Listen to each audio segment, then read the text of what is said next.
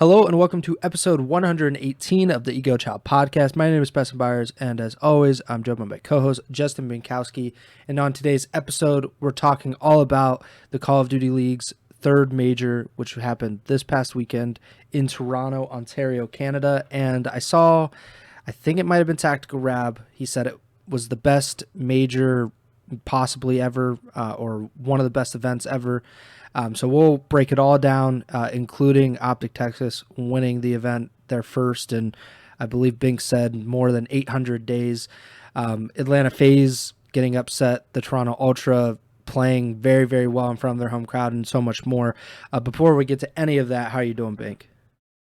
I'm doing well, like you said. I mean, event wrapped up like literally less than an hour ago, and can't speak for. I mean, I guess we can talk about the entire event collectively, but especially today, where we got to see the top four teams battle each other out. It was arguably one of the best days of Call of Duty this year, potentially in any of the recent titles. And you get down to how competitive the league is nowadays. You could definitely make the argument as one of the uh, most entertaining days of competitive Call of Duty in COD history. So, yeah, it was a really good day of action, and can't wait to jump right into all of it.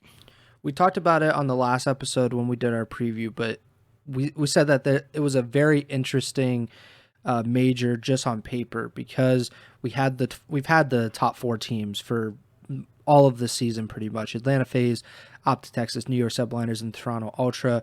Those four teams all in the winners bracket, all in different matches in the winners bracket. And then we had the bottom eight, who we believed if those top four teams all won their first round matches, then we would really get to see how the bottom eight shook out, who would kind of separate themselves from the rest of the pack and get those very valuable CDL points in the losers bracket.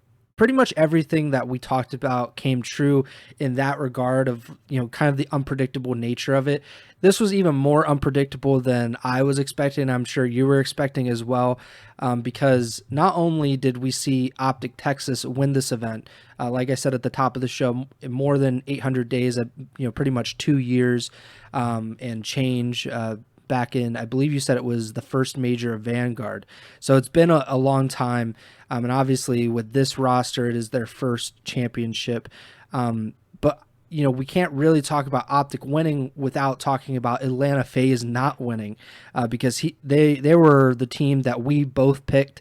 Our brains, our hearts believe that Atlanta FaZe was going to win their second consecutive major, and really solidify themselves as possibly the greatest team or one of the greatest teams of all time. That was not to be. A round 11, game 5 round 11 loss to the Toronto Ultra in the winners finals knocks Atlanta FaZe down to the losers bracket where they play OpTic. And we had talked about it all season. The script had been flipped on OpTic. OpTic was dominant against FaZe over the past few years, but this season had been a struggle. FaZe had beaten them every single time. I believe there had only been like maybe one game 5. In the losers bracket finals, we get OpTic beating FaZe, knocking them out of the tournament, to advance to the grand finals to play the hometown team, the Toronto Ultra, in front of the Toronto Ultra's fans. Of course, OpTic, is kind of a home event for them most of the time anyway. And OpTic ends up sweeping the Toronto Ultra, which is an unfortunate reoccurring theme for Toronto when they get to the grand finals. As we saw with Champs grand finals last season. But the Ultra, they lose 4-0 to OpTic in the grand finals. OpTic wins this very highly anticipated event. Just your overall initial thoughts. Obviously, kind of like everything's kind of raw and very new because, like you said, the event just ended, an hour and a half ago. And had Toronto, given a better fight in this, we probably wouldn't be recording right now. We'd probably have to wait a little bit to see what happens. So your thoughts on OpTic winning, FaZe losing, that, the initial thoughts on that. Yeah, I mean, a whole lot we can, all different directions. Yeah, we'll break it here, down but bit by bit. So I think on the FaZe front, for starters, it's also, so you mentioned Game 5, Round 11. They were, they go up in the Game 5, 5-4, A lot of people pointing out Jaza was shooting Scrap's body in that Bad ninth juju. round, and Toronto wins. Well, I'm going to make the argument it's not, because Celium has been shooting people's bodies the first cycle of kills in map 1 hardpoint for the last 3 months. But still, some people will make the argument that there is some bad juju involved with Jaza shooting the bodies there in the end. But I'm pretty sure they got first blood in the round 11, and even if they didn't, it went down to a 2v3 in their favor. Toronto had the bomb planted, and they just weren't able to clutch up in an advantageous situation. If they are able to close it out in that round 11, obviously we're having an entirely different conversation here. But that just, the story of today really for Atlanta was search and destroy woes, and we haven't really had to talk about that for some time with Atlanta. I mean, it felt like maybe over the qualifiers we talked about like them dropping a search here and there, and I don't really think it was a red flag or anything, but today they lost 4 straight search and destroys, 2 to Toronto and 2 to OpTic, and I would be very surprised if there were several occasions where that's happened with the core 3 of Simpa, BZ, and Celium, where they've lost 4 straight searches. If it has happened before, I can almost guarantee it's probably happened less than 5 times, or you can count the amount of times it's happened on one hand if it has happened. So yeah, that's the bottom line. I mean, they weren't able to clutch up and search, and that's really something you expect out of that. The core of this team over the years is to play well in search and destroy when it matters most, and they weren't able to rely on that today, and it ended up hurting them in the end. You can even make the argument after they lose the 2 searches to Toronto in the winners bracket finals, they play against OpTic. OpTic wins the first 2 maps of that match following it in the losers bracket final. So Atlanta, not only did they lose 4 straight searches over the course of 2 series, they lost 4 straight maps today at one point, when they lost 5 maps, or 6 maps total, obviously. But 4 straight map losses, 4 straight search and destroy losses. It's just, I was getting ready, honestly, when after they lost the map 2 search for OpTic, I was like, OpTic's going to sweep this. And that's one theme for this tournament. There was literally only one, there was only one 3-0 the entire weekend. There were 2 sweeps because of the 4-0 in the finals, but there was only one 3-0 the entire weekend, and that was FaZe over New York. All the other matches went at least 4 games. But I was sitting there, I was like, wow, OpTic just like kind of convincingly took the map 2 search against Atlanta. I thought it was over then and there. Atlanta did a good job fighting back to take the control in the map 4 hard point. And then you're sitting there thinking like, okay, FaZe has lost 3 straight search and destroys. There's no way they lose a 4th, right? Like, they're surely going to clutch up, complete this reverse sweep. It's going to be another win for them against OpTic this year, who they've dominated. But no, OpTic, slammed the door shut on the reverse sweep hopes, and moved on to face Toronto again. So OpTic, kind of trying to transition a little bit, but OpTic, who FaZe have had OpTic's number throughout the season, OpTic's able to beat them to get back to the grand finals against the team Toronto, who beat them earlier in this tournament. And then OpTic, convincingly beats them 4-0 in the grand finals. I think, the hard points, but, Toronto didn't get over 145 points in either of the 2 hard points. It was a 6-3 in a search, 3-1 in the control. It was just a pretty dominant performance, and we've talked multiple times over the podcast about that. The quote unquote winners bracket disadvantage or losers bracket advantage, whatever you want to say, where the team that's playing in the losers finals gets to come into the grand finals hot, guns blazing. And not to say that's necessarily what happened here, but I think if Toronto didn't win Major 1 coming out of the winners bracket, we would be having a bit of a different conversation here about them, because you brought up like champs last year, where Toronto beats New York and then New York beats them 5-0 in the grand finals of champs, and then in this tournament it would be Toronto beating OpTic in the winners bracket and then OpTic sweeping them in the grand finals of a major. obviously there's between them there's the case of Major 1 where Toronto was completely dominant and were able to close things out in the grand finals. So not exactly a direct parallel or anything, but this is somewhat similar to what happened to them at champs, and that is, when it happens more than once, it might raise an eyebrow. I'm definitely not concerned about Toronto in any sense because of just this and what happened here. But it is definitely like one of those, like, you can maybe chalk it up as a coincidence or however you want to phrase it, but it's something that it's when it's happened a couple times now, it's a little interesting. So yeah, I think overall, just we really talked a lot about those three teams so far, but that's really it's fresh on the mind because it's what we saw today. And that's at the end of the day, if the grand finals went a couple more maps, like, this could have been one of the I'm not going to say the longest days, because there's been those days where back in the day, you got pool play and everything going on. There's just a ton of maps being played, but in a day where there's a set number of matches and the first three series go game 5, we could have had a maximum map count day today if Toronto put up a bit of more of a fight in the grand finals. But outside of nitpicking a little bit there, this was an incredible day of Call of Duty. A ton of very close maps, insane clutches, and haven't even kind of just like skipped over the fact of talked about OpTic winning the searches against Atlanta, but Dashy having an incredible 1v3 on Invasion against Atlanta and a 1v2 against Celium and Draza.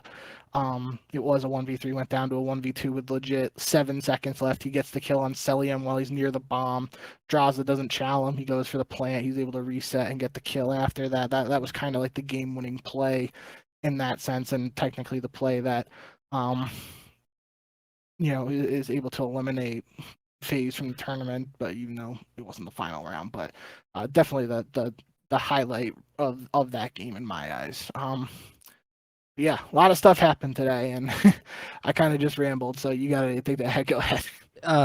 Atlanta, I just want to talk about FaZe a little bit, and then we could really just talk more about OpTic and their run throughout the entire tournament, because it wasn't just today. It wasn't just OpTic beating both Toronto, or being New York, Toronto, and FaZe, which is an accomplishment in and of itself, especially with how much we've been talking about the top 4, and it really solidified that, like, these are not only the top 4, but the top 3 were who I think we thought they were in FaZe, OpTic, and Toronto. The order in which we now put those teams could be different. We could talk about that a little bit later as well. But real quick on FaZe, they were 1-5 in S&D at this major, because obviously they lost all 4 of the S&Ds against OpTic and Toronto today. They did beat New York. They swept them. And then they lost the lone S&D in that first round series against Miami, who we will talk about a little bit later as well. But 1-5 in search after being, I think, statistically the best search and destroy team in the league coming in. And I remember mentioning this as just kind of like a throwaway. Like, I think I asked you if this is anything, because they had lost Invasion Search to Carolina and Seattle in their final 2 qualifiers. Yeah. And then, of course, they lose Invasion Search in this series against OpTic in that game 5. So they've now lost at least 3. I haven't really looked to see if there was any more, but at least 3 consecutive Invasion Search and Destroys. They've also lost, like 7 of their last 8 search and destroys total, or 6 of the last 7, something like that.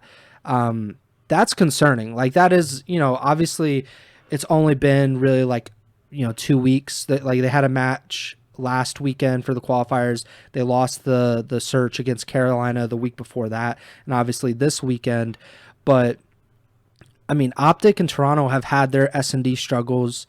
To lose, a one-off S&D to one of these teams or 2 of these teams, I wouldn't really think it's anything, but to lose this consistently in this one game mode, and we've always talked about it, it's kind of a meme, but S&D wins championships, and FaZe has won championships on the back of their S&D in the past. And when they won Major 2, they won it on the back of just being super consistent in every game mode. There wasn't a real weakness. They definitely had a weakness this weekend, and it came back to bite them. To lose 2 Game 5s to 2 of the 3 best teams in the league, it's a problem. And we saw it, I think this was 2-3 years ago, when they started to slip in S&D and Tupac came in, and it was like, you guys need to figure it out. Like, they were not going to wait around for things to just turn around in search. They went out and they actively tried to improve it, and I'm sure that will happen this time. But it's easier said than done to just completely shift things after you've already kind of been exploited, or your weaknesses have been exploited by 2 of the 3 best teams in the league. I will say Tupac tweeted immediately, like I messaged Trem at 6:45 tonight that they lost 4 straight S&Ds to get eliminated, and at 6:57 I sent a tweet from Tupac. So literally within 10 minutes of them getting eliminated, Tupac tweeted, "Embarrassing S&D performances out of us this weekend. We will correct this shit." And as much as we say it is a red flag, not going to downplay the weakness that was displayed this weekend. I think you did that well. But if any team that is a top team has the potential and the minds and the skill to rectify it, I trust Tupac, and I trust those guys on the FaZe. They're all too talented at S&D for this to continue the rest of the year. Obviously, if it does continue the rest of the year, they probably aren't going to win much more. But I believe that they're going to hit the lab hard, and they don't have a lot of a break before the next qualifiers as much as they might have in the past. But I trust the talent and the minds behind this Atlanta FaZe team to at least figure some stuff out and try and get back on track in search. The thing also, I just looked at it, they lost 2 of the 3 S&Ds that they played against OpTic at Major 2. Granted, they absolutely wiped them in the respawns. Like, it wasn't like a blowout, but like, I think they didn't lose a single respawn against OpTic that weekend. But OpTic, at least in that, and obviously this weekend, did have their number in search, which is a probably an unusual situation for OpTic. Not only this team, but like teams of the past to really have that kind of advantage over a top team like FaZe. But that's a good advantage to have. And it's, like I said, it's probably not going to be an easy fix. I think if it was an easy fix, FaZe would have already addressed it, especially after losing to Carolina and Seattle in those search and destroys. Just because it's kind of like, okay, like why are you losing to these teams who are obviously not top 4 teams? But I'm sure this is a wake up call. But I think I said this 2 years ago that they finished like second at 3 or 4 events that year where they didn't win anything. And I kept saying like, oh, it should be a wake up call, blah, blah, blah. And it didn't happen. And because it's a lot easier said than done to fix these things and to address some of the problems. Let's move on from FaZe though. And let's talk more about OpTic, because obviously this is their weekend and it was a very weird weekend for them. They come out, they beat Carolina as we expected them to in the first round, and then they lose to the Toronto Ultra in the winners semifinals. I thought that was a really interesting, because I picked OpTic to win that match. I just figured OpTic is the second best team. They'd proven it. They really had just needed to get over the FaZe boogeyman. But Toronto came out really, really strong, beat them 3-1, and that drops OpTic down to the losers bracket where they play Miami. I think people at this point in time were a little bit concerned for OpTic because the Florida Mutineers stuff, the Miami Heretics finally woke up. They became Lanimals for at least a day. And they were already in the losers quarterfinals, I believe it was. OpTic, fortunately for them, able to overcome some of that. They win 3-1 to advance to Championship Sunday, where they play the Subliners FaZe and Toronto where they win. They beat the Subliners 3-2. They beat FaZe 3-2, and then we talked about them beating the Ultra 4-0. So this is this is the first win since obviously Scump retired that OpTic has had since then. A really weird event. I don't know if OpTic is the best team in the world. I have a hard time putting them over FaZe because I want to see if FaZe can respond. Because this isn't the end of the season, this isn't champs where it's like, all right, well, even if you weren't the best team, you won the biggest event. We still have, I think, another major and champs, and obviously qualifiers in between, which doesn't seem to be too big of an issue for any of those teams. But I think OpTic has a really solid claim to be the best team in the world. Do you think they are? Or where would you put them? Because they did what they had to do to win this event, and that was beating the top 4 teams consecutively to win. That's what I think. It's really tough. I think after, well, they had the 7-0 qualifier stage heading in the Major 2. It seemed like they were definitively the best team at that point. Then FaZe just absolutely dominates. Major 2 goes on their own 7-0 run in the qualifiers, but stumbles here at Major 3. With OpTic winning the Major 3, having that FaZe run in between, I think it's kind of a situation where you got to go like 1A, 1B between OpTic and FaZe.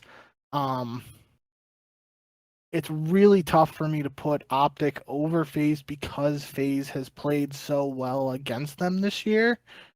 At the same time, they were all like, FaZe beat them twice at Major 2 to win Major 2, right? How does that compare to OpTic beating them in the losers bracket and then going on to beat Toronto to win it all? Yeah. I think that's the question you have to ask yourself when you're ranking them. I don't think there's a right or wrong answer right now. I would honestly, as I'm talking it to myself, I'd say, might be recency bias or whatever, but you probably got to go OpTic 1A and FaZe 1B. But I think heading into this major, after everything that happened at Major 2 and in the Major 3 qualifiers, it felt like it was FaZe 1, OpTic 2, and then the rest after that. Now I think like that gap has shrunk. You can't question that. It's just a question of how you would differentiate between the two teams, how much you value this major over last major, and the team's head-to-head record on the season. But saying, OpTic's 1A, FaZe is 1B, or vice versa, in either order, FaZe 1A, OpTic 1B, I think that's the most logical way to break it down right now. But it's also, a case of FaZe losing twice on a Sunday today. I don't know. It's tough to really separate it, but I do think it's worth mentioning, kind of like you said, that OpTic has the wins over not a lot of surprises that Championship Sunday, the top 4 were OpTic, FaZe, New York, and Toronto, right? Like that's kind of what we've been expecting. The fact that OpTic was able to beat all 3 of those other teams that are considered in the top 4 in whatever order you want to put them, I think that does have to, speak volumes to what the team was able to do today, and that has to be taken into account as well.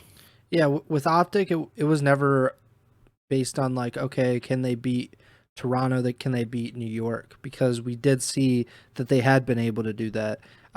Maybe not super consistently. Obviously, they weren't playing every single week or every single major, but we did see those wins. So it was never a question for me, at least, is OpTic capable of beating Toronto or New York? It was all based on, can they beat FaZe? Coming into this weekend, FaZe was 6-0 against OpTic this season, and 4 of those wins were at majors. At Major 1, it was a 3-2 win and then a 3-1 win, so they beat them twice at Major 1. Major 2, they beat them twice again, 3-1 in the winners finals and then 4-1 in the grand finals. And then obviously Major 3, they only play once. OpTic gets the better of them 3-2 in that series. So their OpTic is now 1-6 1-6 against FaZe in this season, 1-4 on LAN. For me, and I don't like this means nothing really like at all. This is just like a personal opinion because like it really only matters what they do at LANs pretty much. Like who cares about the online qualifiers and like if OpTic wins against FaZe in a qualifier match, but then wins the major, we know who won that go around, and that's OpTic. But I just can't put OpTic over FaZe yet. But I agree. I think you said it best. Like the gap between those two, and they were like solidly number 1 and number 2. That gap has shrunk probably very dramatically this weekend, or really just today, because FaZe before today was like, okay, like we're getting FaZe, looking like FaZe. But things didn't work out that way for FaZe, and OpTic. It was like they've been one of, if not the best roster.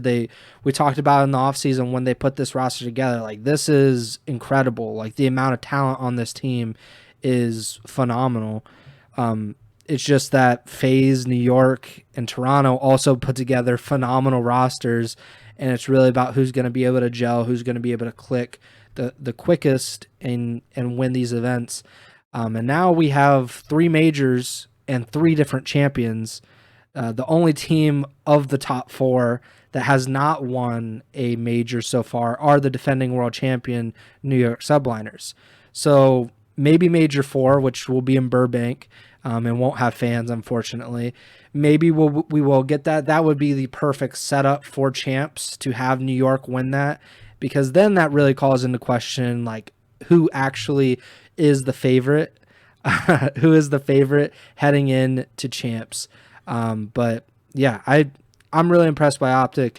I did not expect them to win this event. Obviously, I did not expect them to beat FaZe. I think I picked them every other time, but I could not pick them against FaZe, and I honestly probably will not pick them against FaZe even moving forward. But they did have a really close series against Atlanta so far this season. Before this weekend, they just weren't able to clutch up, which was something that we talked about. Maybe it was a mental block or something, and maybe that mental block is gone. We'll have to obviously see as these teams face off against each other more this season, but it's a very interesting idea that OpTic could have kind of slain the boogeyman that was Atlanta FaZe, and if that's not a problem anymore, like the sky is the limit for OpTic Texas. Hearing 1-6 makes it really tough to put OpTic ahead of Atlanta, despite the recency of them beating them today and en route to a championship. So I would probably have to, if I had to pick, I would probably say Atlanta 1A, OpTic 1B. It's also a question of what Atlanta is showing up, because I bet if I go back and look, well, obviously if they're 1-6, there's no other case of OpTic. Well, no, because I remember now the matches at Major 2, I believe, where OpTic only won Terminal Search and Destroy, and I think they were both 6-5 against FaZe. So that could mean OpTic, like, which is weird to think about, but potentially OpTic's route to beating FaZe is success in search. Yeah. 6-5 and 6-5 in Terminal, 6-5 in Terminal. Those are the only wins. Obviously, Terminal's not in the map pool anymore, and we had talked about it when they got removed that OpTic had a very good record in those maps that got removed. Turns out they actually didn't matter all that much because they were able to bounce back. But yeah, really interesting idea that OpTic has an advantage in search. Excuse me, over a team like FaZe. But what I was gonna say was that 1-6 record moving forward, how much does that mean the next time they face off? Because are you going to be playing the Atlanta that's struggling in search like they were today, or the Atlanta that was better at search earlier? But if OpTic's beating them in search in both cases and Atlanta's still 6-1 against them, I don't know. It's tough. It's definitely an interesting position, and I think as we talk more about the rest of this tournament, it's going to become a little more. It became a little more obvious in my eyes today that the skill gap, or however you want to phrase it, especially between the teams in the bottom 8, as we've been considering them, almost like any team can beat any other team in that group.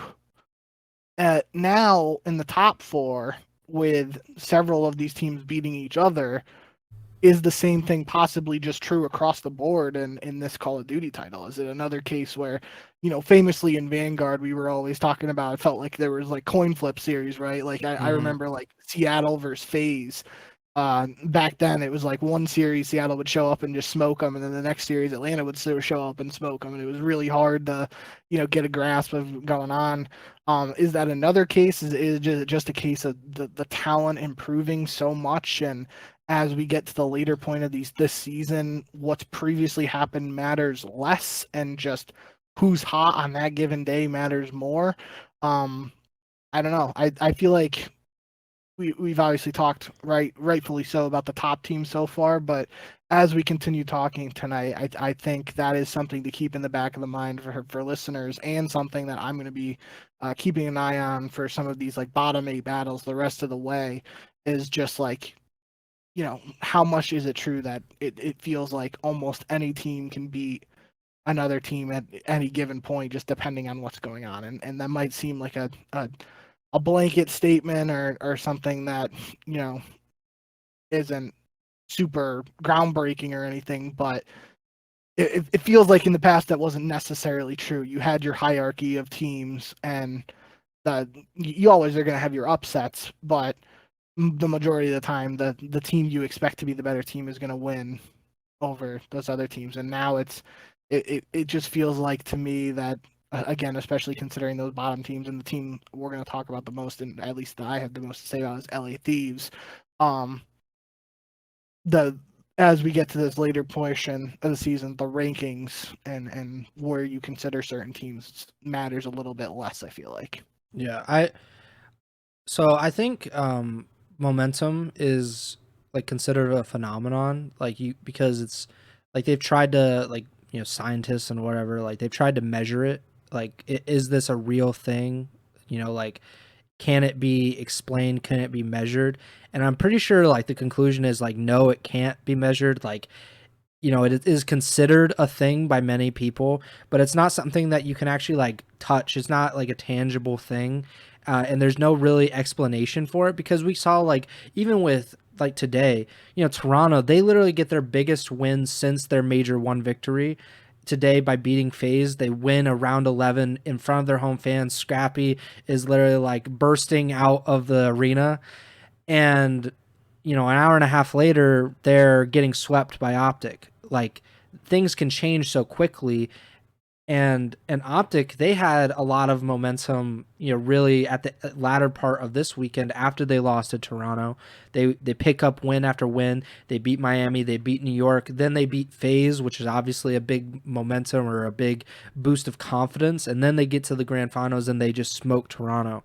But I think momentum is like, it feels even more of a thing, more prevalent in Call of Duty esports versus traditional sports, because I think like football and momentum in football, like I don't think like it plays a huge factor. Obviously, it does like in college sports, or like definitely below, because kids get rattled, really is the idea.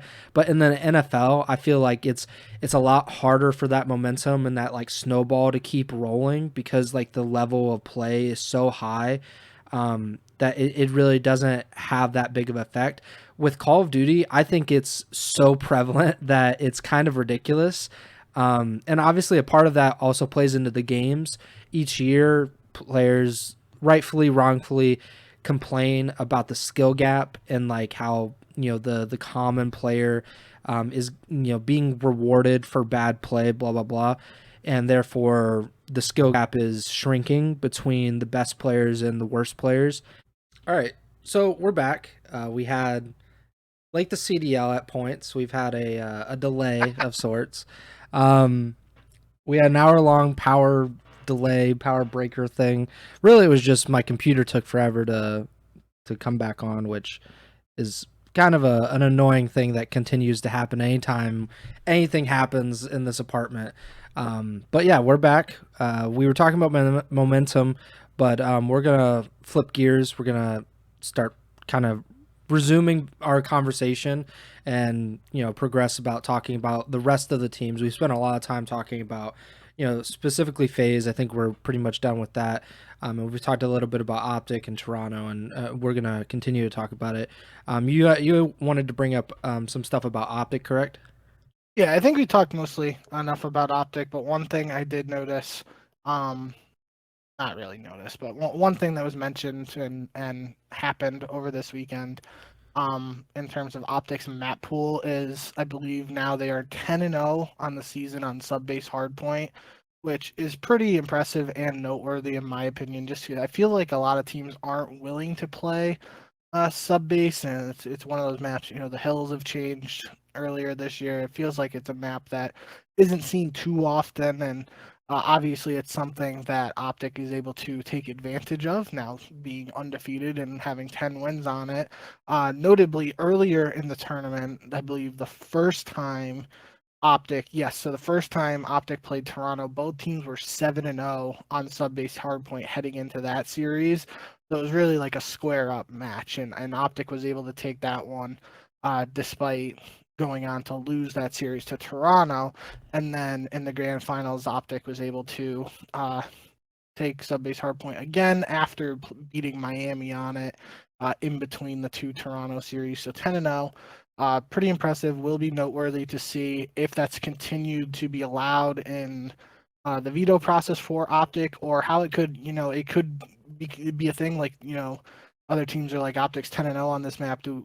It's just an auto veto against them now, and that could be something that works in OpTic's favor if they're able to just focus on all the other maps in the hardpoint rotation and get even better at those. It could only work in their favor technically. So, something to keep an eye on there. The other thing, final thing really on the OpTic front that I think we need to bring up, because we have spent a lot of time on them, was Shotzzy being named MVP of the tournament. Obviously, we went live probably around the same time or a little after the flank did.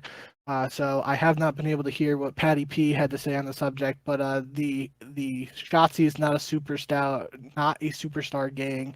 It's probably down bad a little bit after him being named MVP of this tournament and some of the performances he put up. A 1.37 KD in the final series against Toronto. And in the series against Atlanta, he had 118 kills, which I believe is the most in a series. If it's not, it's really close. I'm pretty sure it was 116 the mark before, and it was tied between a couple people. I think Gwen and somebody else potentially. So yeah, Shotzzy proving some doubters wrong, having a superstar level performance this year, and obviously that's all in good fun at the end of the day in terms of what you define as a superstar and whatnot. But obviously a noteworthy achievement for a player who's been doing it for a while now at a high level, and getting some recognition there. So yeah, despite the break in the action on our front, I think main talking points are OpTic getting the job done, capturing a title first time in 805 days. Probably we've always mentioned in previous episodes the Green Wall expects first place finishes, and they're able to get one here. And then FaZe, we talked about their struggles in S&D, notably today, losing 4 straight search and destroys. We'll have to see how they are able to, get back in the VOD reviews in the classroom and try and work some things out heading into Major 4. Yeah. Let's talk about Toronto real quick, because we have mentioned them a little bit. Obviously, they were a big part of this tournament with getting to the grand finals, them hosting the event as well. So they definitely had the crowd on their side for many of these matches. And they were the first team in a month and a half, 2 months to beat FaZe, which is a very notable thing, and especially the way that they did it in that Game 5 round 11 that we talked about earlier. But what I just looked at was Toronto. So they've obviously been one of the best teams all season long. They won Major 1, and have been really competitive since the very beginning. But aside from their first loss of the season, which was a 3-0 upset to Boston to the Boston Breach, which feels like a lifetime ago. It was in December. So that was their first loss. Since then, they have lost, I believe, 6 matches total. So 6 matches in pretty much 4-5 months. All of those losses have been to one of the top 3 teams, or top 4 teams, excuse me. New York, Atlanta, or OpTic. No other team has beat them. They won Major 1, so they went undefeated. They beat FaZe twice at that event. And then Major 2 qualifiers, they lost to FaZe and OpTic online. And then at Major 2, they lost to OpTic in New York. Major 3 qualifiers, they only lost to FaZe. And then obviously today, they lost to OpTic in the grand finals of Major 3, which I think is very important to note because we've seen with other teams. Obviously, New York is probably the best example of the top 4 that they lose games or matches that they probably shouldn't, or to opponents that they probably shouldn't. And they're a little, not even a little, they're a lot less consistent, over this season than the other top 4 teams. But where do you think Toronto goes from here? Obviously, it is a disappointing result to get to the grand finals and then get swept. We talked about it. It's kind of like a more familiar feeling because it happened in the grand finals of champs last year. But this is their second grand finals appearance of this season. They won Major 1, Major 2. I believe they got top 4, or I think they got 4th at that event. And then obviously getting second here. So it seems promising. What do you think? Because there was a lot of talk about Envoy, especially after Major 2. Yeah. I think the context there, that it's good that you were able to look it up and see the breakdown there of their losses over the last couple of months. In the sense that I don't think Toronto necessarily needs to.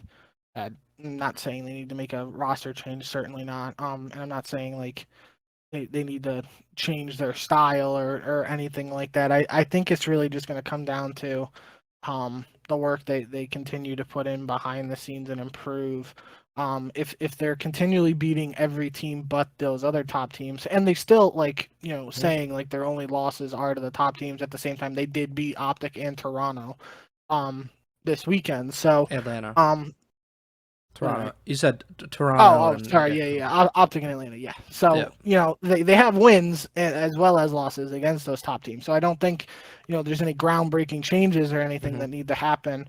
I think the best example I can think of, just because we just mentioned it, is that sub-base hardpoint, right, against OpTic. Like, they were 7-0 on it heading into that first series with OpTic. OpTic 7-0 on it. They were not afraid to challenge a team on a map that they thought they're good at, and even if the other team is equally as good at them. And obviously they beat them twice on OpTic, beat Toronto twice on it, so it's inevitable. You can't deny OpTic's the better team on sub-base hardpoint at this point, but it just shows like it's not like a confidence issue or something with this team. Like they had no problem like squaring up on a tough map. Whereas maybe another team in the league, even if they were really good at that map, if they were playing another team that was equally good or had a similar record on it, they might be like, "Yeah, we'll just veto this one and not worry about it, play something else," or the other team could have done something like that. So, I think that is just, obviously like the players on Toronto, notably Scrap, exudes confidence and getting loud and stuff like that, talking trash on Twitter, as we saw during the power break here that we just took. But it doesn't seem like confidence is an issue with this team, and I think even it could be something that enables them to take it to the next level and get back to that Major 1 form if that's where they're headed. I don't think there's anything groundbreaking they have to change, considering like you said, they have the loss against OpTic, but at the same time they beat OpTic a day ago. They beat Toronto, and I'm pretty sure it was since March 17th, I believe, was Atlanta's last loss before today, so legit 2 months ago. So yeah, I think Toronto, it seemed like at points throughout this event in maps they lost. Like, not to harp on negatives or anything, but even in the first series against, or not even the first series, just the winter bracket finals today against Atlanta, Scrap went 18-23 in map 1, had the fewest kills in the lobby. In the back of my head, I'm thinking like, oh boy, Draws is getting that ammunition ready for the post game interview. And then Insight went 3-17 in control, which is kind of just like unheard of for not only Insight but almost anybody's, just to have a performance that lackluster. And then you mentioned Envoy's struggles seemingly being harped on over recent weeks and months. So it feels like at points Toronto just has one player who struggles a little bit and isn't able to,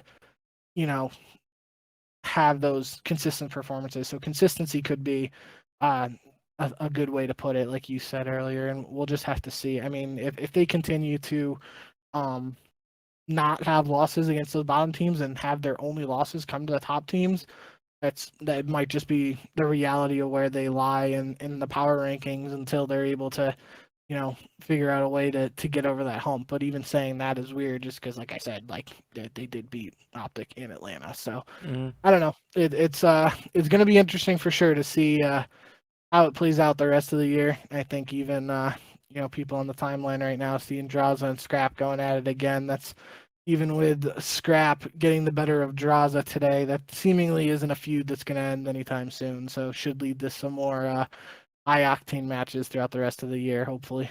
Yeah, I think it goes back to the momentum part of it. Toronto, they win that winners bracket final, and then they, sit for a little bit as OpTic beats FaZe, and then OpTic has that momentum that, they're just kind of cooking a little bit.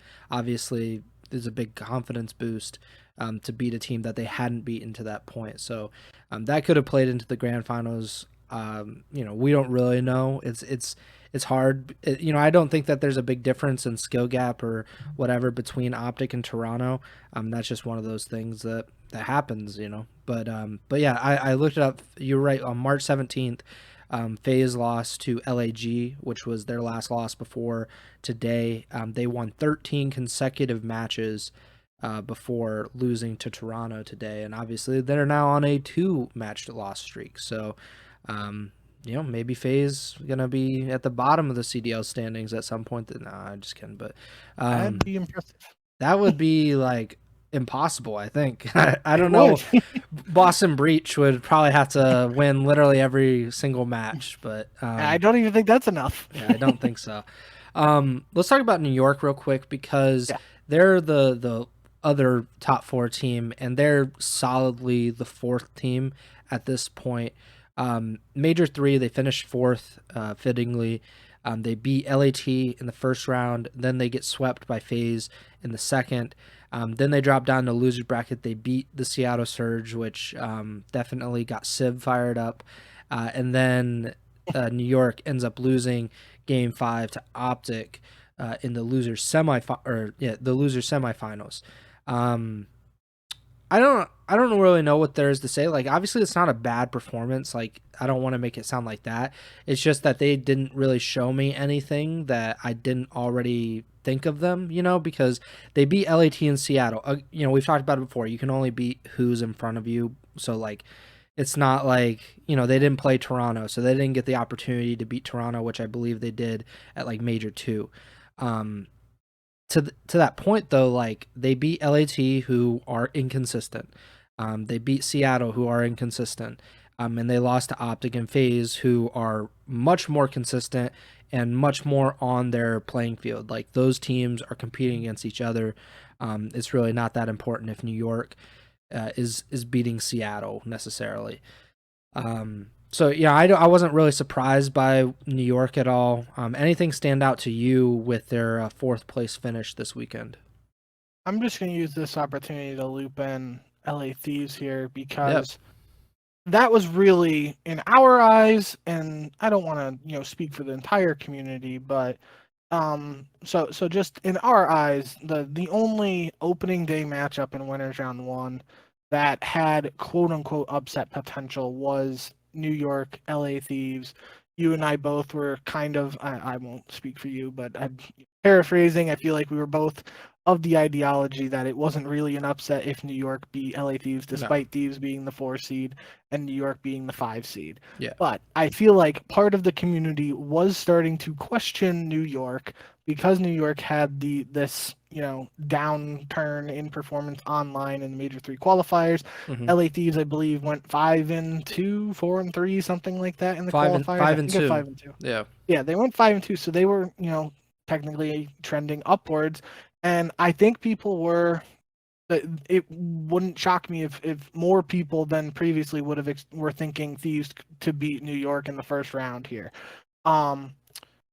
Needless to say, obviously New York takes the first round matchup. I will say, LAT wins the map 1 hardpoint first map of the tournament on Thursday. LA Thieves go up 1-0, and I'm sitting there watching, thinking like, oh, this isn't what I was expecting, and is this really like signaling a downturn for New York? But after that, New York was able to pick things up and take pretty convincing control of the series from there.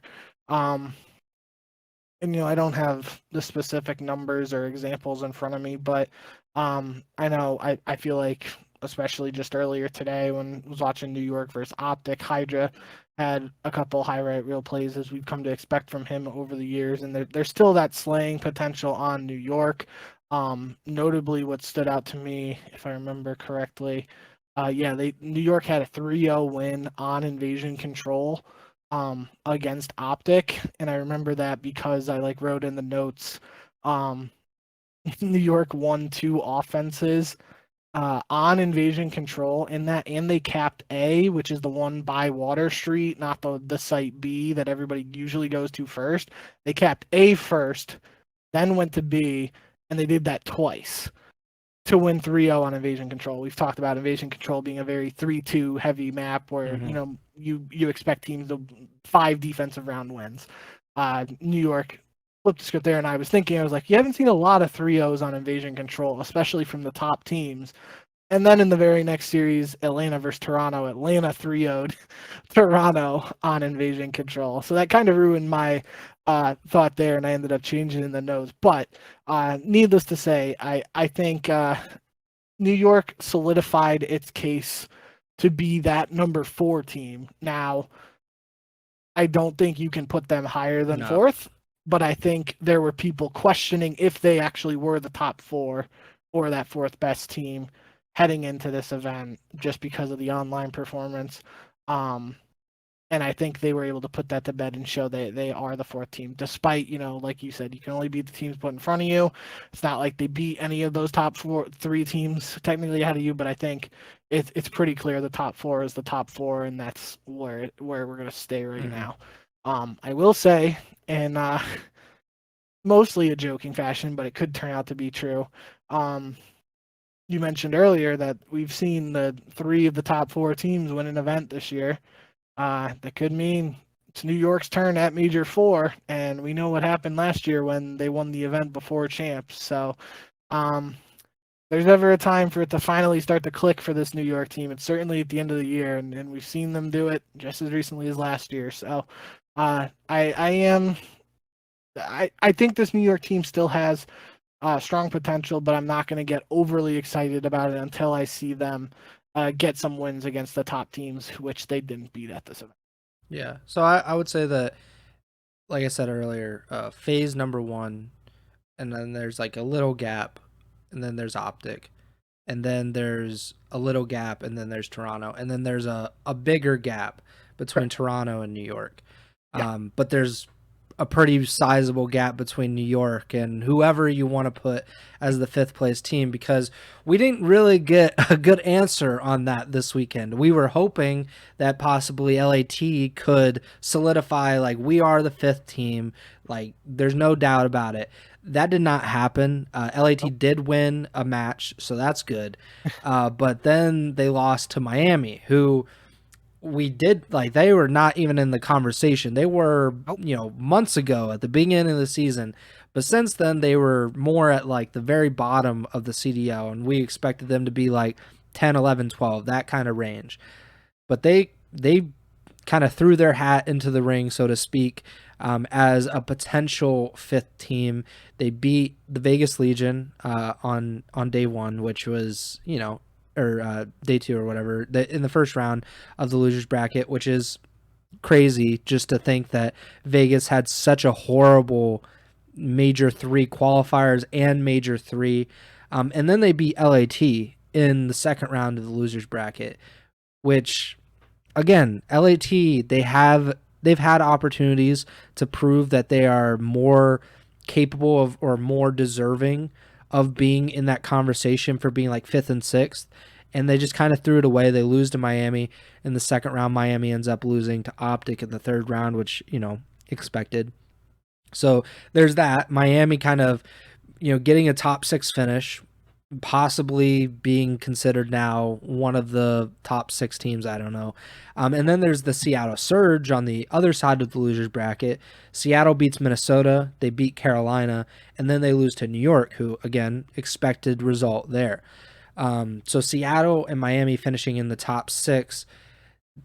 Are you more swayed now to put one or both of those teams in the top six?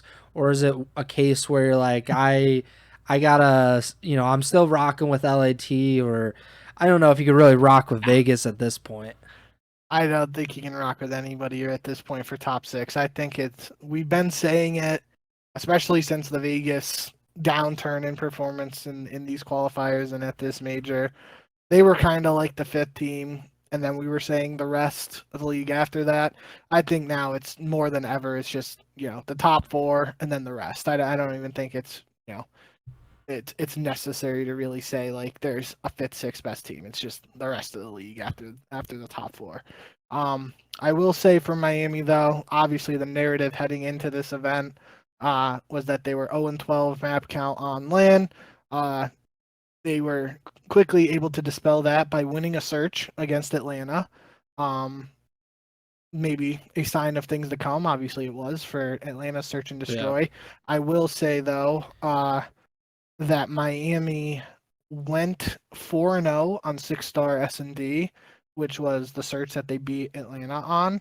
And I saw Octane tweet after that. The fourth win that Miami got on 6-star search was against OpTic in that losers bracket showdown to end yesterday's action. And Octane tweeted, Miami's high-rise and 6-star S&D combo is going to be problematic for teams moving forward. I noted that tweet after Miami won the search against OpTic. And then I was able to add a side note to that because OpTic just won the 2 respawns after that. So obviously going 4-0 on 6-star search and destroy is good for Miami, and that could be something that's important for them throughout the rest of the year. But it's not necessarily going to be a huge problem for other teams if they aren't able to take a respawn, because if they can't win one respawn to rely on those 2 searches, then it's not making a huge difference at the end of the day. But it definitely is a positive sign for Miami. And now the question will be if this high-rise search, 6-star search combo is an issue for these other teams, which map are teams going to veto against Miami? How's that going to affect their play in these upcoming qualifiers? A lot of questions there. But that's getting a little far ahead of ourselves. Mentioning Miami did get that first map win on LAN in their loss to Atlanta. They go down to the loser bracket. They beat Vegas to get their first series win on LAN of the year, and then they take it a step further by beating LAT to win 2 series on LAN, obviously following that up with the loss to OpTic. But again, that's something that was expected by most people at that point. So I think this is a positive sign for Miami. It seems like when they finally brought Real into the lineup, they had those initial struggles, but towards the end of the qualifiers and obviously here on LAN, it started to gel a little bit more, and this might be more indicative of a performance you would have expected from Miami at Major 1 beginning of the year, right? They had that really strong performance in the Major 1 qualifiers online, then they just stunk it up on LAN, didn't win series for the last 2 majors on LAN, but now they show up here. And it's, we've talked about it before over the years, you always want to be playing your best COD towards the end of the year. So in my eyes, Miami is potentially heating up at the right time. Do I expect them to do anything beyond this top 6 placing that they were able to get at Major 3? Not really. But anything's possible in Call of Duty, as we see. And if they're playing their best COD towards the end of the season and they just continue to get better, they could, in theory, really push that ceiling of the group below the top 4 in my eyes. So the tops or the fifth, sixth teams for Major 1 were LAG and Seattle. The fifth, sixth teams at Major 2 were Carolina and LAG. And then here we had Seattle and Miami. So Seattle and LAG, they appear twice here. I would never put LAG in fifth. Seattle, I was looking through their schedule. It's really hard to say that they would be the fifth team. Despite they beat Carolina, they beat Minnesota here at the major, and they lost to Toronto and New York. Okay, like those are teams that they should lose to, or at least New York and Toronto should beat Seattle. But online, Seattle lost to LAT, they lost to Miami, they also lost to Atlanta and OpTic. So okay, there's that. The last major, they lost to Vegas. At the last qualifiers, they lost to Boston, Vegas, Minnesota, Carolina. Like, there's no rhyme or reason why you would really believe in Seattle. To that point, though, there's no reason to believe in any of these 8 teams. They're all messes to a certain extent. Obviously, like a team like Boston, they're a real mess because it's like they just can't win anything. Like, they win 2 maps on average per series. They never win 3. Minnesota, it looks like dead in the water. Like they just like completely are flat again. LAG, the Lanimals that had been for the last 2 majors, they lose first round to Carolina. Carolina, they just seem like really limited. Like I think I think top 6 is really as far as they could ever get. Like, even if they got a really good break in the losers bracket, I just don't think that they can be consistent enough to get into like a top 4. Even for, if New York gets knocked out in the first round or FaZe gets knocked out or something, like I just don't see it. So it makes me think like what is there to even say about these bottom 8? And I would just say that it's LAT probably is the 5th best team, even though they lost to Miami. And Miami is, I don't think, even a 6th best team right now. The standings kind of are what they are. Standings, what we'll say, and what I can say, and I think you'll agree with me, is the standings are very close for those teams in the bottom 8, and that is going to make it a lot more interesting in these online qualifiers, right? Yeah. Each qualifier online is 10 points. 1 win in those online qualifiers against one of these other teams could be the difference between 11th and 5th place, realistically. So I think that's the one benefit we have to the way the power dynamic in the league is shaken out this year, is that although the importance and the excitement of these online qualifiers has been heavily debated in the community and even among us over these recent weeks and in years, it's you can't argue that as exciting, the matches have as much potential to be exciting as they can be, just because of the way the bottom 8 power dynamic is shaking out to be right now. Like, if it was a different case where like even like a small segment of the bottom 8 teams, like let's just say like 5 through 7 was like 30 points higher than some of these other bottom matches against like 5 through 12, 6 versus 11 wouldn't matter as much. But I think this last set of qualifiers and Major 4 it's very possible that the 5 through 8 right now, which is Miami and Seattle at 130 points, tied for 5th, 6th. LAT is in 7th at 125, and then Minnesota, Carolina are tied for 8th at 120.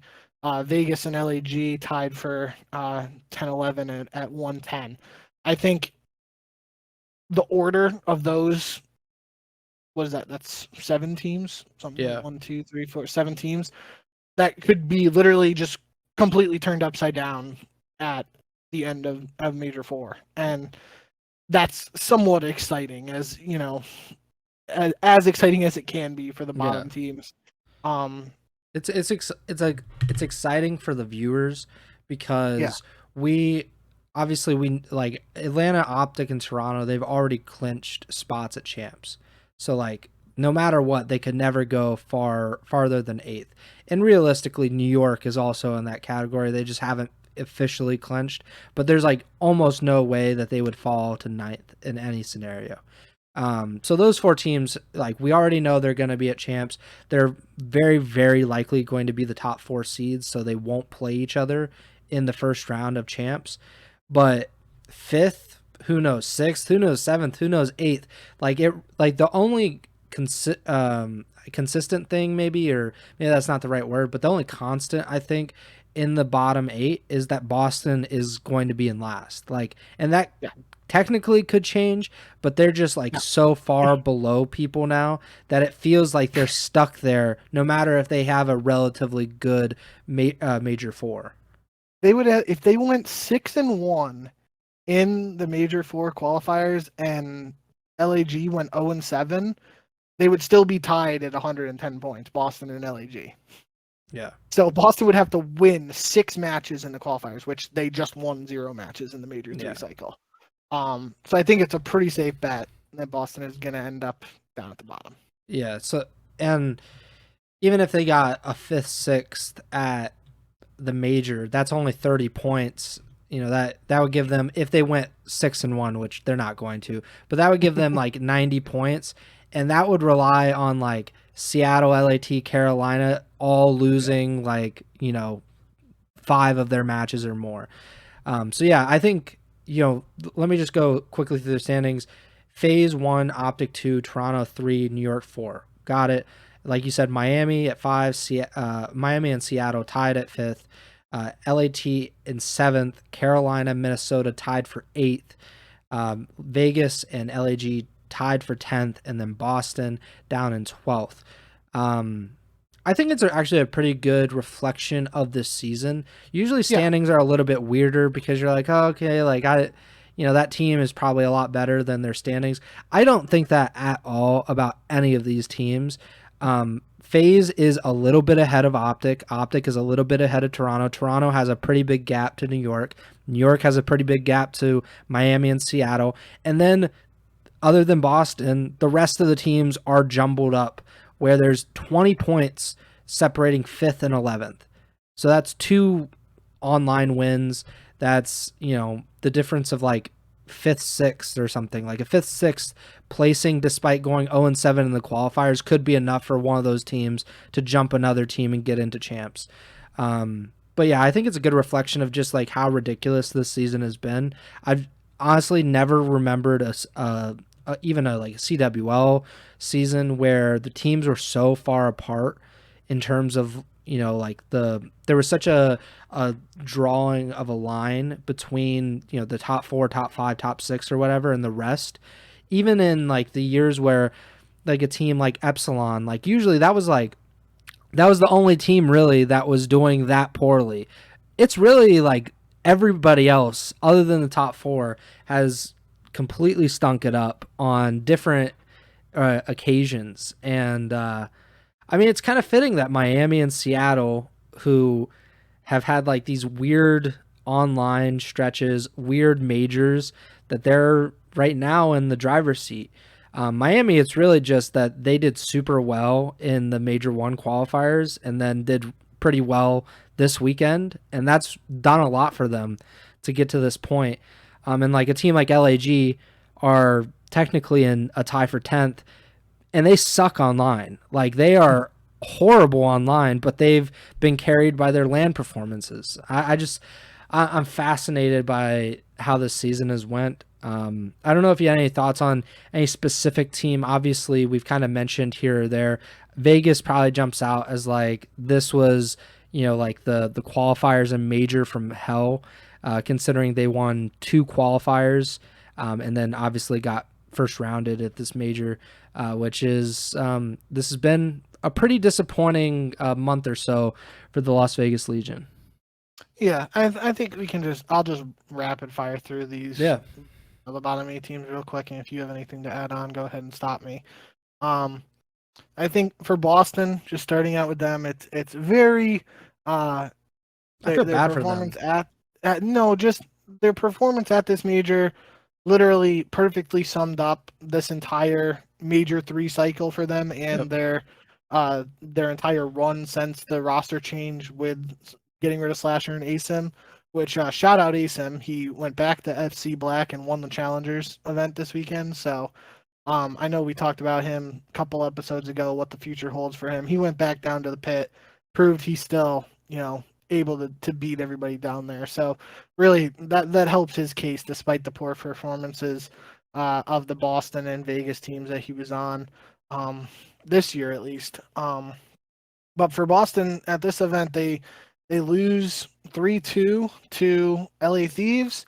It's another series where they lose both S&Ds and they lose a game 5. Those were Yep. two things that were very consistent for Boston online, and it played out that way exactly at Major 3. So it's going to be interesting to see. I think the writing's on the wall for Boston. I think it's pretty clear they're going to be on the outside looking in when it comes to champs, and I don't expect them to make any further roster moves. I'd be pretty surprised.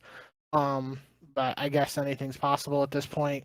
Um, for LAG, I think, it was really promising at first. They had that week, they bring in Flames for Assault, and they had that 2-0 week in the online qualifiers, and after that, they just haven't been winning. I know they played OpTic in one of those online matches after that 2-0 week, so that's obviously a tough match. But yeah, disappointing performance for LAG, especially as you noted, they've played so well on LAN up to this point, just weren't able to replicate that here. So they're in a situation where towards the bottom of the standings, they're going to have to play really well online, which hasn't been their strong suit necessarily. And then have a good performance at Major 4 on LAN, which is obviously, just based on their history this year, that's probably more likely than playing well online. So um, they're in a decent position to potentially make a run, but just based on recent performances, it's going to be tough. But we'll have to see what they got cooking up over there. Then Vegas, like you said, yeah, that's really um, the tough one for me and a lot of people. I feel like um, the series they played at this event was against Miami, like you said, and Miami's obviously able to win 2 S&Ds, which is uh, a theme that we always mention. S&D wins championships, and in this case, S&D wins round 1 losers bracket matchups and eliminates Vegas from the tournament. Same thing. So, um, but I mean the 2 S&D losses, I don't, we mentioned Miami's success on High Rise and 6-star Search and Destroy lately. For a team like Vegas that just made a recent roster change, did I lose internet? No, you're good. Oh, stream crash for me. Um, for a team that just made a roster change, you don't necessarily expect them to be super strong in search. So that the 2 losses there make a little bit more sense. But yeah, Vegas, a team that we were considering as potentially the 5th best in the league, now looking very far from that. They have an online stage with this new roster. Presumably, you don't think they're going to make another change. I guess anything's possible. Yeah, anything is.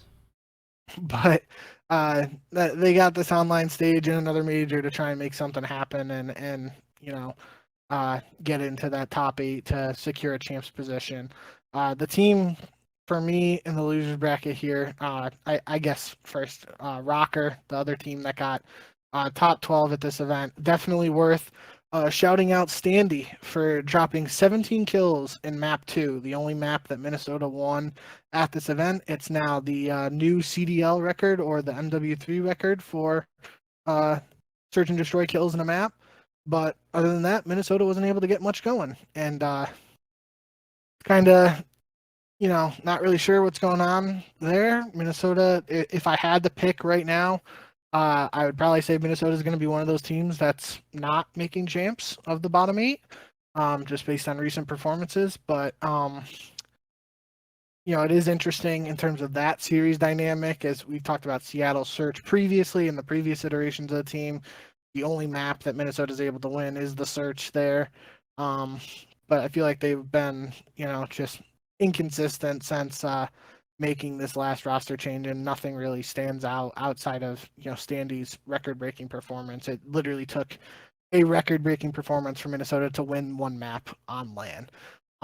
So that is, tough look for Minnesota, but like all these teams, and just based on how close it is, they have some wiggle room here and the potential to just have a strong online qualifier stage before Major Four could set them up and just completely change the narrative around the whole team. The one team haven't really talked as much about is Carolina. I really think, again, if I had to pick right now, Carolina to me is one of those teams in that 5-8 slot. I thought they played well for the most part this weekend. Obviously, they had losses to OpTic and Seattle. But I thought they had a lot of competitive maps, and it, people were mentioning, I saw a lot of tweets about like Fellow just playing really well on LAN. And I feel like if that's something, like we've talked a lot about Gwen being like the star of the team. And if Fellow is able to turn up on LAN, people even meant, I saw some tweets of like Clayster turning back the clock and stuff like that. If those other guys get going and Gwen's still playing up to that Rookie of the Year level that a lot of people are looking at right now, I think this Carolina team has the potential to be at champs when it's all said and done. Like you said, I don't really think they're going to go any further than 5th, 6th potentially. But I think at this point, getting a champ spot is what these bottom 8 teams are fighting for. And I think I expect Carolina to be one of those teams in the 5th through 8th slot. I mentioned Rookie of the Year there, though, but Abuza might have something to say about that now with Seattle. There was a funny tweet. I don't know where. I know I put it in here somewhere. But Seattle tweeted something like, "Where are your rookies of the year now?" After one of Seattle's wins with Abuza.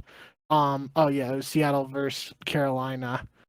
And Seattle tweeted, "Where are your top 5 rookies now?" And it was Abuza with a middle finger holding up and breaking point showing the top 5 rookies being Gwyn, Linz, Geo, Estriel, and Snoopy. So yeah, I think you mentioned it. Seattle having 2 top 6 placings on LAN now with LAG. This one probably a little more unexpected than the previous one earlier in the season with a whole different roster that was really good at search and whole different narrative around them. But I think outside of the 04 and Sib beef, 04 has played really well. And even Hook had some moments this weekend where I was like, damn, he looks good. And it's just another, you expect some of these teams to not make it at the end of the day, but if Seattle's able to keep, it feels like Seattle's that team that I personally and even some other people in the community are counting out, and they fight back. And that's really what you can only ask for at the end of the day from these teams down in the lower half of the standings. So I think this is a positive development for Seattle. Obviously, I still really think highly of Rambo as a coach and as a mind in Call of Duty. So some more time with him. And 04 mentioned something like that in one of the post game interviews. That's what had me thinking about that. So I think some more time for this roster working together. They have a decent performance in the qualifiers, and they're able to get a top 8 placing at Major 4. They should be one of those teams punching a ticket to champs at the end of the regular season. But I think that's all of the teams now. We kind of talked about LAT and Miami already. Yes, I'm pretty sure we talked about everybody. It's been a while now, though. So yeah. I don't know. You got anything to add? Go ahead. I just wanted to say with Boston, I just love talking about teams that are like either really good or really bad. Like it's very interesting. So it's gotta be a Browns fan thing, huh? All right. chill out with that. Jesus, I'm serious. Like, yes, I enjoy watching the dregs of respective sports leagues. I should become a Detroit Pistons fan or something. I don't know, but Boston now they've lost 10 consecutive matches in the CDL. Their last win was on March 17th. So back when FaZe lost their first match or lost their last match before today, Boston had won their last match. They beat Seattle 3-0 back on March 17th. That was the final qualifier for Major 2. Since then, they've lost 10 in a row. They've also lost 8 consecutive Game 5s now. 6 of them were in this cycle, so they lost 5 Game 5s in the qualifiers for Major 3, and obviously they lost Game 5 this weekend to LAT. They have actually been in 12 Game 5s this season, which feels ridiculous. Like, that's a lot of Game 5s. That's like half of their matches go to Game 5. They are 1-11 this season in Game 5. That's ludicrous. That is horrible. Like, even you would imagine like a lot of teams are probably like, I don't know, 30, 40, 50% win percentage. Like, it's kind of hard to consistently win them, but like that's horrible. And if you're anti-slasher, you need to do some propaganda. I believe they were 1-3 with him in Game 5, so that's still not good. That's a 25% win percentage. I'm just saying. But yeah, Boston, dead in the water. They are all but really eliminated from champs contention, which makes them the only team to do that. I think they have a long ways to go until their Paris Legion levels of bad. I think the Legion might have went like 16 matches without winning, which is a ridiculous stat by itself. So they have Boston is the second longest losing streak in CDL history. So, still quite a bit to go there. I don't really have anything else to say about most of these other teams. I think they're kind of what they are. It is obviously disappointing that Vegas has fallen off so hard, because I think we expected a little bit more of them, and I don't know, that Purge roster change might be one of the worst roster changes in a long, long time for any CDL team. So we'll see what happens. Hopefully they don't. If they do and they miss out on champs again, which would, they've never actually participated in an 8-team champs, that would be like a disaster for them. But yeah, I think that about does it. I mean, we've talked for a long time. We've been here for a long time because of the power outage thing. So, but yeah, I think we did a pretty good job this weekend at Major 3. We did the pick'ems, obviously. You went 12-6. I went 11-7. Really, FaZe screwed us a little bit. And obviously we had a few other losses along the way. The bottom 8 is, a crapshoot. So we're just kind of shooting fish in a barrel, or whatever the saying is. But you are now 123-57. I'm 119-61. Tremor, obviously 0-1. So still winless through 3. It's kind of like the Boston breach of this podcast, if you ask me. But yeah, that about does it. Make sure to like and subscribe. Make sure to follow the podcast feed wherever you're listening or watching on. We're on Spotify, Apple Podcasts, YouTube, etc. We will hopefully be back next week. I'm not actually sure. I think we have a week off between matches.